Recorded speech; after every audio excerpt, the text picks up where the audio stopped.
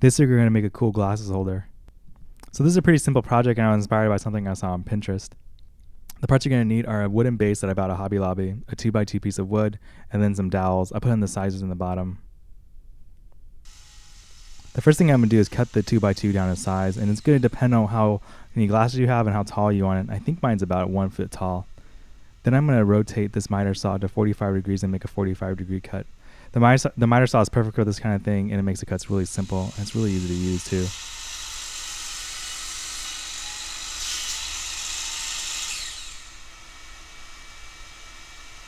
So that's that original piece. Next thing I'm going to do is cut the dowels down to size, and I do this on the jigsaw.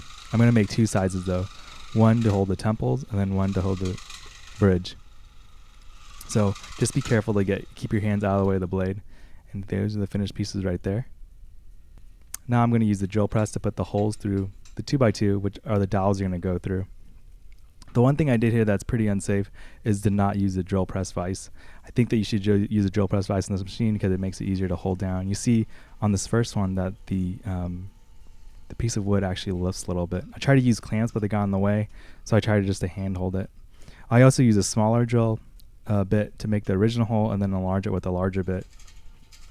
I could have done a better job with this too by having a piece of wood under it so it doesn't have as much chip out, but this is my first time doing it, and it turned out pretty cool.